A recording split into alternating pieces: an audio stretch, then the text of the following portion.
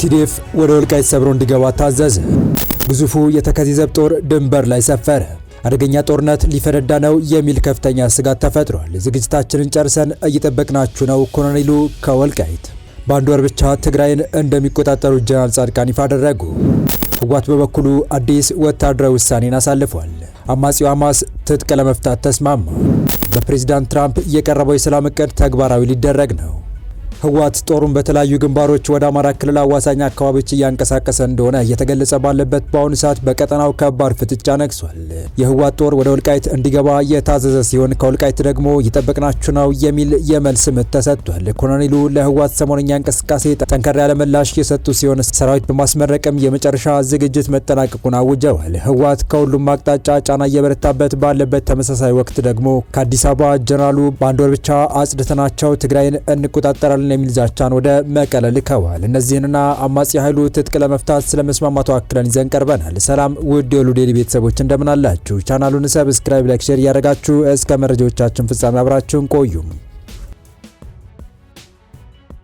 በወልቃይት ቀጠና የሚገኘው ወታደራዊ እንቅስቃሴና በቀጠናው የሚገኙ ኃይሎች ፍጥጫውንም ተጠናክሮ ቀጥሏል። ጀነራሉ ወልቃይትን ለመቆጣጠር ጦራቸውን ሰብስበው አቅጣጫ የሰጡበት ቪዲዮን በበርካቶች ዘንድ መነጋገሪያ ሆኗል። አሁን ያለውን የወልቃይት አስተዳደር ማፍረስና መቆጣጠር ለድርድር አይቀርብም ሲሉ በንግግራቸው አክለዋል። ብልጽግናን በመጣል የተመሰረተ ትብብር ያደረጉት ፋኖና ህወሓት በወልቃይትና ራያ ጉዳይ አጣብቂኝ ውስጥ ገብቷል እየተባለ ባለበት በአሁኑ ወቅት የህወሓት አመራሮች በአማራ ኃይሎች እጅ የሚገኙ እንደ ወልቃይት ያሉ አካባቢዎችን የመቆጣጠር ጉዳይ ቅድሚያ የሚሰጡት መሆኑን ዛሬም በይፋ እየተናገሩ ነው። የህወሓቱ የአርሚ 33 አዛዥ ጀነራል ወልደ ጊዮርጊስ ተክላይ ወይም ሸሪፎ ወልቃይትን ከአማራ ኃይሎች እጅ ፈልቅቆ የማውጣት ጉዳይ ለድርድር አይቀርብም ብለዋል። ጀነራሉ የሚመሩትን ጦር ጫካ ውስጥ ሰብስበው በሰጡት መምሪያ ሁመራና ራያን ያላቀፈች ትግራይ ልትሆን አትችልም በማለት ወልቃይትን ለመቆጣጠርም እንዲዘጋጁ መምሪያ ሰጥተዋል። ጦራቸው ሁመራን ከነ ኮሎኔል ደመቀ ዘውዱ ለመቀማት እንዲዘጋጅ መምሪያ የሰጡት ጀነራሉ ህዝባችን እየረገፈና ሎላኔታችን እየተደፈረ መኖር አንችልም ብለዋል። ትግራይ ከወልቃይትና ራያ ውጪ ትርጉም የላትም የሚለውን የቡድናቸውን አቋም ለጦራቸው የተናገሩት ጀነራሉ ራያ በተቆጣጠርንበት መንገድ ሁመራ እንገባለን ብለዋል። ህወሓት ከ2 ዓመት ገደማ በፊት ራያን በኃይል መቆጣጠሩ የሚታወስ ሲሆን ዛሬም ወልቃይትን ለመቆጣጠር ዝግጅት እያደረገ መሆኑን በይፋ ገልጸዋል። ቡድኑ ወልቃይትን ለመቆጣጠር ሱዳን ያሻገረው ኃይሉን ከሁመራ በቅርብ ርቀት ላይ ያንቀሳቀሰ ሲሆን ከውስጥም ተከዜ ጫፍ ላይ ጦሩን አስፍሮ ከመከላከያ ሰራዊት ጋር ማዶ ለማዶ ተፋጧል። የህወሓቱ ጀነራል ለሰራዊታቸው ወልቃይት እንዲገቡ ትዕዛዝ በሰጡ ማግስት ደግሞ ከወልቃይት እየጠበቅናችሁ ነው የሚል ጠንከር ያለ መልእክት ወደ መቀለ ተልኳል።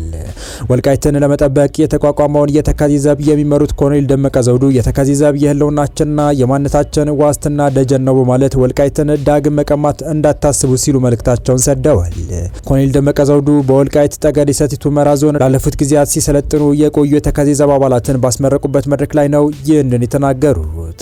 በመድረቂያ ስነ ስርዓቱ ላይ የዞኑ ዋና አስተዳዳሪ አቶ አሸተ ደምላው፣ የዞኑ ምክትል አስተዳዳሪና የሰላም ጸጥታ መምሪያ ኃላፊ ኮሎኔል ደመቀ ዘውዱ፣ የዞኑ ፖሊስ መምሪያ ኃላፊ ኮማንደር ወረዳው ተገኘ፣ የዞኑ ከፍተኛ ኃላፊዎች፣ የወረዳና የከተማ አስተዳደር ኃላፊዎች፣ ተጋባዥ እንግዶችና ተመራቂዎች ተገኝተዋል።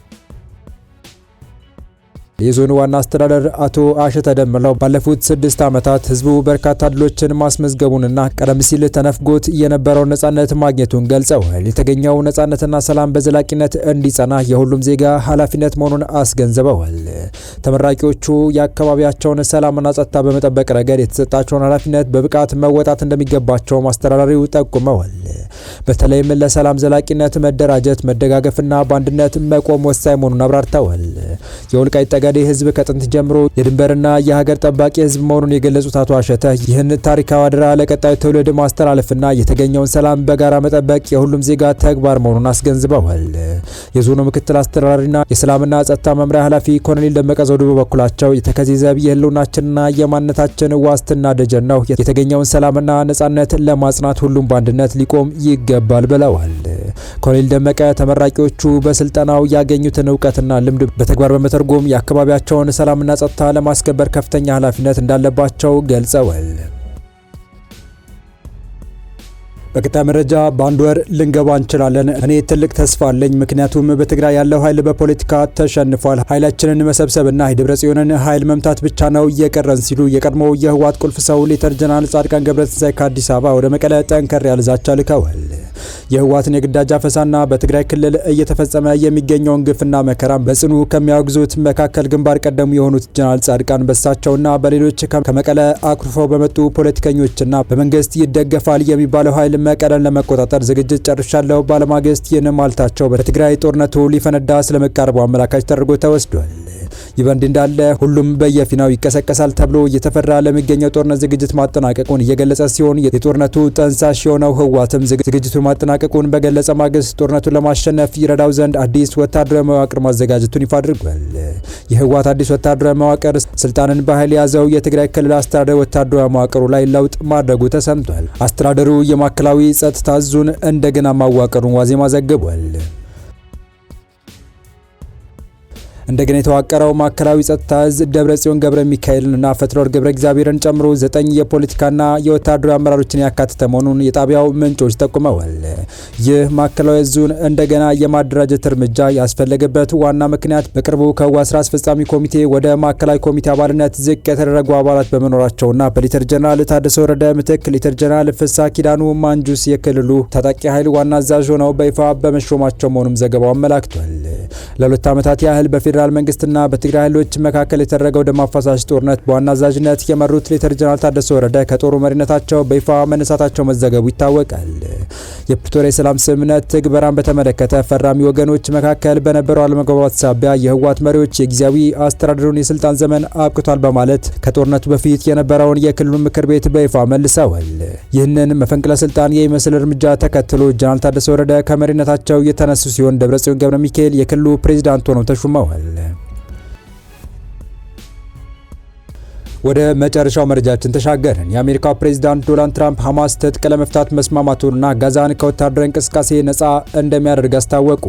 ትራምፕ ሐሙስ ዕለት ምሽት ከስምምነት ላይ መደረሱን ይፋ ያደረጉት ሲሆን ይህም ያቀረቡትን የሰላም እቅድ ወደ ተግባር ለማስገባት ከፍተኛ ምርታ ነው ተብሏል። በዚህ ስምምነት መሰረት ጋዛ በአሜሪካ የሚመራው የሰላም ቦርድ በሚቆጣጠረው የፍልስጤም የቴክኖክራቶች መንግስት መተዳደር ትጀምራለች። ሐሙስ ዕለት ትራምፕ በትሩዝ ሶሻል ማህበራዊ ድረገጻቸው ላይ ይህ ለዘላቂ ሰላምና ደህንነት ወሳኝ እርምጃ ነው ሲሉ ጽፈዋል።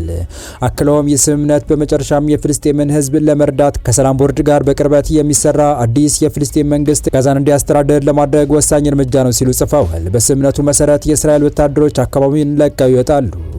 ስምምነቱ የተደረሰው የሐማስ ባለስልጣናት፣ የሰላም ቦርድ አባላት፣ የግብጽ፣ ኳታርና ቱርክ አደራዳሪዎች በተገኙበት ነው። የሐማስ ባለስልጣናት ትጥቅ በመፍታትና የእስራኤል ጦር የጋዛ ሰርጥን ለቆ እንዲወጣ ከስምምነቱ መደረሱን አረጋግጠዋል። ባለስልጣናቱ የሰላም ቦርዱና አደራዳሪዎች እስራኤል በስምምነቱ ላይ ለተዘረዘሩ ነጥቦች ተገዢ እንድትሆን እንደሚያደርጉ ያላቸውን እምነት ተናግረዋል። የሐማስ የድርድር ቡድን አባል የሆኑት ጋዚ ሐማድ ቡድኑ በጋዛ ሰርጥ የሚገኙ ህዝቦቻችንን ከግድያና ከመፈናቀል ለመታደግ ሲባል ስምምነቶችን እያደረጉ መሆኑን ተናግረዋል። እስራኤል እስካሁን ድረስ በጉዳዩ ላይ ምንም አይነት አስተያየት አልሰጠችም። በሚያዝያ ወር ሐማስ በትራምፕ የቀረበውን የሰላም ቦርድ ጥረት ጋር በተያያዘ የቀረበውን ትጥቅ የመፍታት ቅድመ ሁኔታ ውድቅ አድርጎ ነበር። የአሜሪካ ባለስልጣናት ሐማስ ትጥቅ ከፈታ በኋላ እስራኤል ከጋዛ ለመውጣት ተስማማ እንደሆነ ተጠይቀው ሲመልሱ እስራኤልን የምንጠይቃት በመጀመሪያ ደረጃ ከተስማሙበት የ20 ነጥብ እቅድ ውጪ ሌላ ነገር አይደለም፣ ስለዚህም እቅዱን እንደሚያከብሩት ሙሉ እምነት አለን ሲሉ ምላሽ ሰጥተዋል። እስራኤል በ20 ነጥብ እቅዱ መሰረት ላለመውጣት ከወሰነች ትራምፕ እጅግ እንደሚያዝኑ ባለስልጣኑ ጨምረው ገልጸዋል። እስራኤል ጥሩ አጋርነቷ እንደምትቀጥል እንደሚያምኑ ባለስልጣኑ አብራርተዋል። ትራምፕ በበኩላቸው የትጥቅ ማስፈታቱ ሂደቱ ሲጠናቀቅ የእስራኤል ኃይሎች አካባቢውን ለቀው ይወጣሉ፣ እንዲሁም ዓለም አቀፉ ኃይል ጋዛ ለነዋሪዎቿም ሆነ ለጎረቤቶቿ ደህንነት የተጠበቀ ቦታ እንዲሆን ኃላፊነት ለመረከብ ከአዲሱ የፍልስጤም ፖሊስ ኃይል ጋር በጋራ ይሰራል ብለዋል። ዶናልድ ትራምፕ በማህበራዊ ድረገጻቸው ላይ አደራዳሪዎች ግብጽ፣ ኳታርና ቱርክን አመስግነዋል። የፈረንሳይ ዜና ወኪል የግብጽ መገናኛ ብዙሃንን ጠቅሶ ካይሮ ሁለተኛውን ዙር የተኩስ አቁም ስብሰባ እንደምታዘጋጅ ዘግቧል።